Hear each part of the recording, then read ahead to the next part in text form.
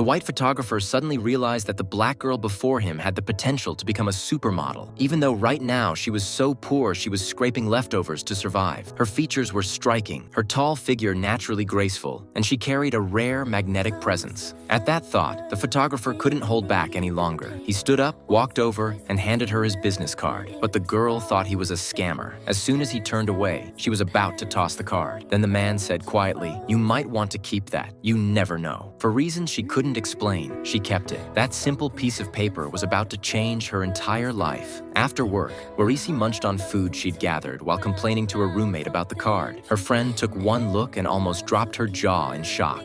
Jesus, where'd you get this from? Terry Donaldson. The Terry Donaldson. What do you mean? He's only famous. The fashion photographer. He did Diana.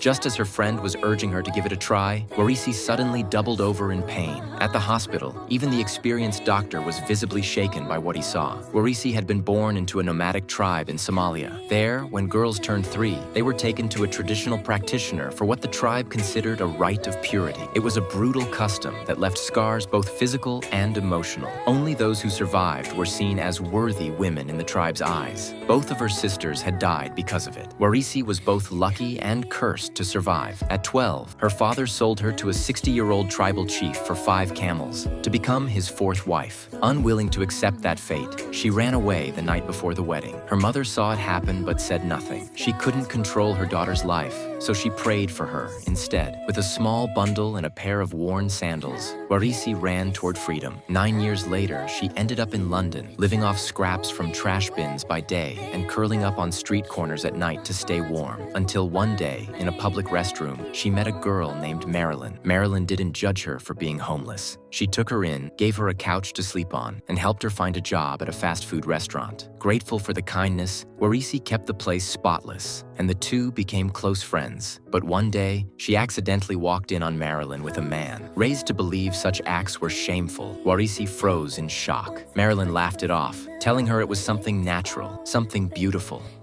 This is how she stays a virgin, yes? Until her wedding night, and then her man opens her. That's the way, isn't it? Where's the dad know what you're talking about? You're not cut. What do you mean? Did they cut something away from you? Confused, Warisi stood up abruptly, lifted her skirt, and revealed the truth she had hidden for so long. Marilyn was horrified and heartbroken. As a woman, she could feel the pain her friend carried. Where's, can you feel it? What do you mean? Is that why you take time in the bathroom? That's what it is to be a woman. No, I'm a woman. It's not like that for me.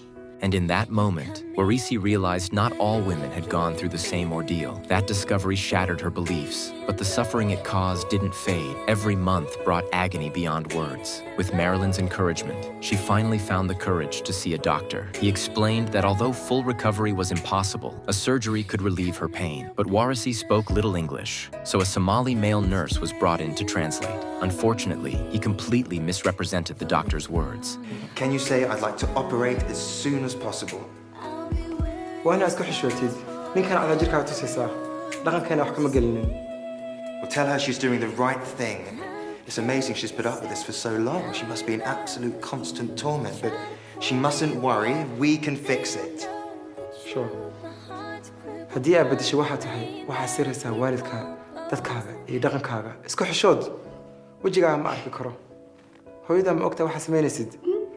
His version reignited the deep-rooted shame Warisi had grown up with. She couldn't go through with it, not just because of fear, but because it meant defying everything her culture had taught her. Later, walking past a clothing store, her eyes met those of a woman in a traditional veil. In that instant, she saw herself reflected back. She remembered being 12, running barefoot across endless desert, chewing grass to stay alive, and surviving nights of hunger and cold. Only she knew what that journey had cost. That memory lit a fire inside her. This time, she would fight for herself. She clenched her fists so hard her nails dug into her palms. For the first time, she would live for her own sake, and that would be the beginning of her transformation. After the surgery, she went to find the photographer, Terry. When she arrived, he asked her one question: "Do you really want to be a model?" Warisi replied, "I just want a better life." Terry lived up to his reputation. Though Warisi was tense and awkward in front of the camera, he guided her with gentle words, helping her open up and capturing every striking moment. Those photos became her ticket into a modeling agency. Even surrounded by glamorous girls, she always felt out of place. Even when she was given the last slot in every shoot, she never gave up. Her optimism never wavered. Warisi had never walked a runway, but she practiced in the narrow hallway of their apartment, again and again. She didn't know how to pose or smile for the camera, but she kept trying over and over. With talent and determination on her side, Warisi rose quickly, becoming fashion's newest darling. But success never comes easy.